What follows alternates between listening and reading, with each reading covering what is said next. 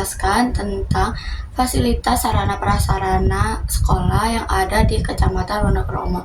Sebelum itu, perkenalkan saya Aulia Yusita Yapasya dengan NIM 018 kelas A. Kenalkan, nama saya Andava Pratama dengan NIM 2505 1874022. Kenalkan, nama saya Klituna Patrau dengan NIM akhir 054. Perkenalkan, saya Ayu Purtasari dengan NIM belakang 038. Yang selanjutnya yaitu latar belakang.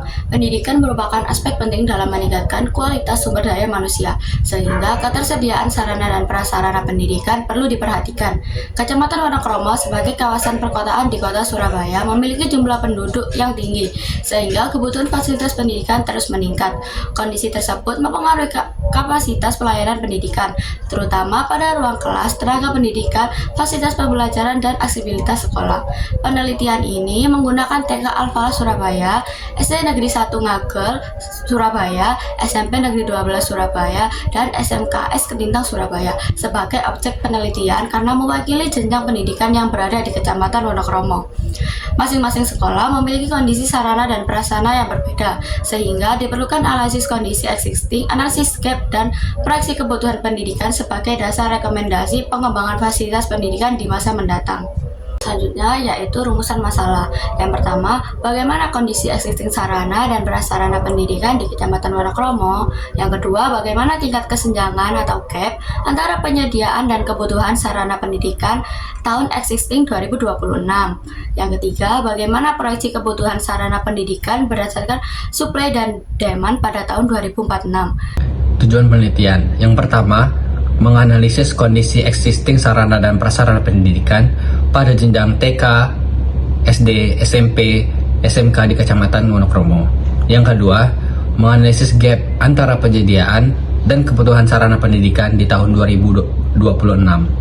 Yang ketiga, menganalisis proyeksi kebutuhan sarana pendidikan berdasarkan supply and demand tahun 2046. Yang keempat, menyusun rekomendasi pengembangan sarana dan prasarana pendidikan di Kecamatan Wonokromo. Manfaat penelitian. Yang pertama, penelitian ini diharapkan dapat menambah wawasan dan pengetahuan mengenai kondisi sarana dan prasarana pendidikan. Yang kedua, penelitian ini diharapkan dapat menjadi bahan masukan dalam pengembangan dan peningkatan pelayanan sarana dan prasarana pendidikan.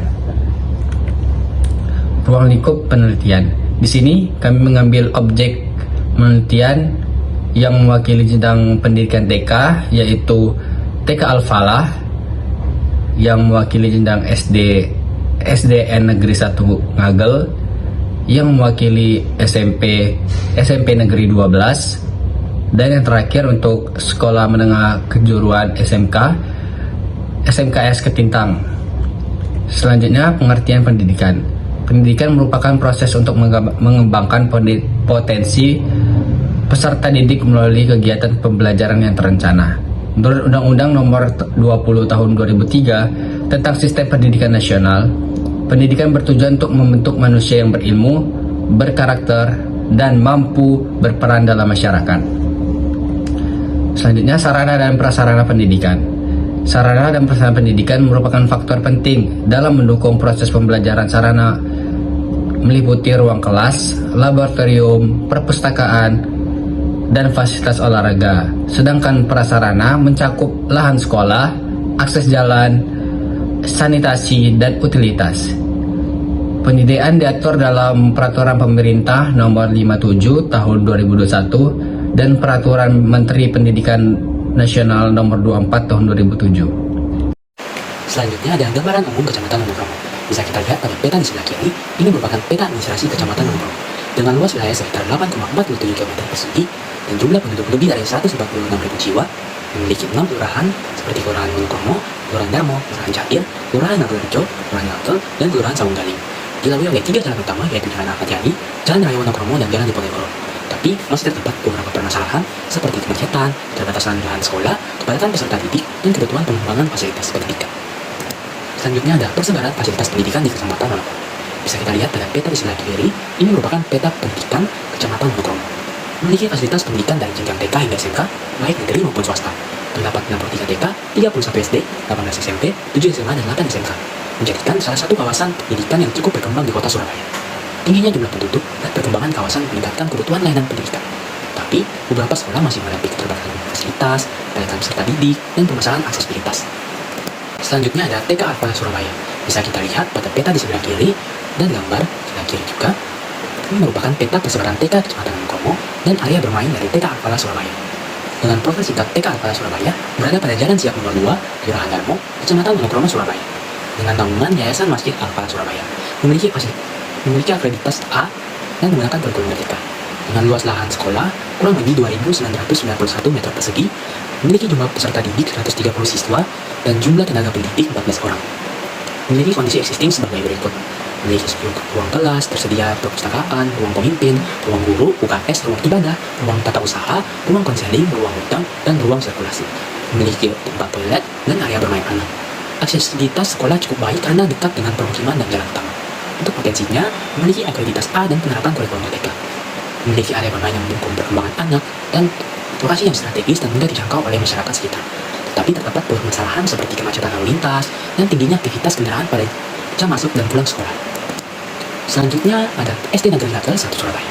Bisa kita lihat pada gambar dan peta di samping merupakan peta persebaran SD Kecamatan Monokromo dan gambar ruang kelas dari SD Negeri Gagal 1 Surabaya.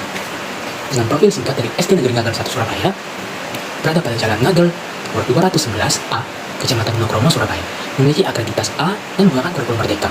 Dengan luas lahan sekolah kurang lebih 1.394 meter persegi dan memiliki jumlah peserta didik sebanyak 336 siswa dan jumlah tenaga pendidik sebesar 21 orang. Terdapat kondisi existing memiliki 10 ruang kelas seperti perpustakaan, laboratorium, ruang guru, ruang pimpinan, UKS, ruang ibadah, ruang tata usaha, ruang konseling, gudang, dan area bermain atau olahraga. Memiliki 11 toilet dan aksesibilitas cukup baik karena berada di tepi jalan dan mudah dijangkau. Untuk potensinya sendiri, berstatus sebagai sekolah negeri yang diminati masyarakat, berada di kawasan permukiman, dan memiliki lokasi yang strategis dan mudah diakses. Untuk permasalahannya, keterbatasan ruang kelas masih menjadi permasalahan di SD Negeri 1 Negeri Surabaya. Pembelajaran dilakukan secara bergantian pada kelas pagi dan siang. Belum tersedia ruang praktik, ruang sirkulasi, dan ruang OSIS. Kemacetan akibat kedekatan dengan jalur rel kereta api. Selanjutnya ada SMP Negeri 12 Surabaya. Bisa kita lihat pada peta dan gambar di sebelah kiri. Ini merupakan peta persebaran SMP Kecamatan Monokromo dan gambar dari ruang kelas SMP Negeri 12 Surabaya. Untuk profil singkat dari SMP Negeri 12 Surabaya berada pada Jalan Ngagel, Kebonsari 1, Nomor 1, Kelurahan Ngagel Rejo, Kecamatan Monokromo, Kota Surabaya. Memiliki akreditas sekolah yaitu A dan menggunakan kurikulum merdeka. Dengan luas lahan sekolah kurang lebih 9.180 meter persegi dan memiliki jumlah peserta didik 1.078 siswa dan tenaga pendidik sebesar 62 orang. Memiliki kondisi existing sebagai berikut: memiliki 36 ruang kelas, 9 laboratorium, perpustakaan, ruang guru, ruang TU, ruang konseling, UKS, ruang ibadah, dan fasilitas olahraga. Memiliki 19 toilet dan aksesibilitas sekolah cukup baik dan mudah dijangkau. Untuk potensinya sendiri, memiliki fasilitas pendidikan relatif cukup lengkap. Jumlah tenaga pendidik memadai, lokasi strategis dan dekat dengan jalan utama, mendukung kegiatan akademik dan non-akademik dari para siswa. Permasalahannya yaitu belum tersedia ruang praktik, kepadatan siswa pada beberapa kelas cukup tinggi, kemacetan lalu lintas saat jam masuk dan pulang sekolah, dan berdekatan dengan jalur rel kereta api. Selanjutnya ada SMKS Ketintang Surabaya. Bisa kita lihat pada peta dan gambar sebelah kiri, ini merupakan peta persebaran SMK Kecamatan Monokromo dan merupakan gambar dari ruang komputer SMKS Ketintang Surabaya.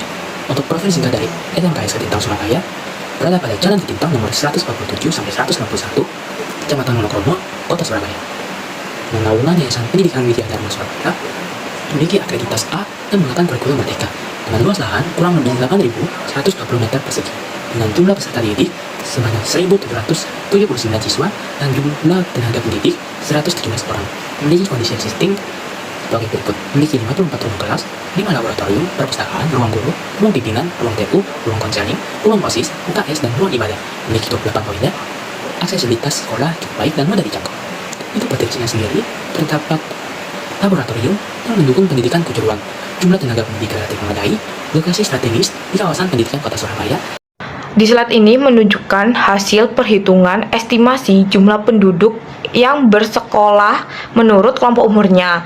Dari hasil perhitungan menunjukkan potensi peserta didik yang bersekolah di TK itu sekitar 9.148 jiwa, untuk di SD itu 15.838 jiwa, selanjutnya di SMP itu sebesar 11.565 63 jiwa, untuk di SMK atau SMA itu sebesar 5.967 jiwa.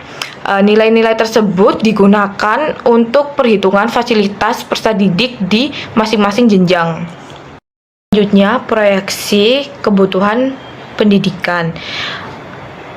Pada analisis ini kita menggunakan rumus K sama dengan JP dibagi S. K itu adalah kebutuhan pendidikan, JP itu jumlah penduduk, sedangkan S itu standar penduduk yang dapat dilayani oleh satu unit fasilitas pendidikan menurut SNI. Dari hasil perhitungan tersebut diperoleh jumlah kebutuhan pendidikan itu sebanyak 8 unit TK, 10 unit SD, 2 unit SMP, dan juga 1 unit SMA dan juga SMK. Selanjutnya, supply dan demand. Di analisis ini kita menggunakan rumus G sama dengan S dikurangi D. S itu untuk jumlah fasilitas yang tersedia, sedangkan D itu jumlah standar atau jumlah kebutuhan fasilitas. Jika G-nya itu positif, maka fasilitas di tempat tersebut sudah mencukupi, sedangkan kalau negatif berarti belum mencukupi. Dari hasil perhitungan kita menunjukkan bahwasannya hasilnya itu semua positif, berarti semua sudah mencukupi untuk fasilitas pendidikannya. Selanjutnya, kita juga menghitung proyeksi penduduk menggunakan metode geometri dengan rumus PN sama dengan PO dikali 1 ditambah R dipangkat N.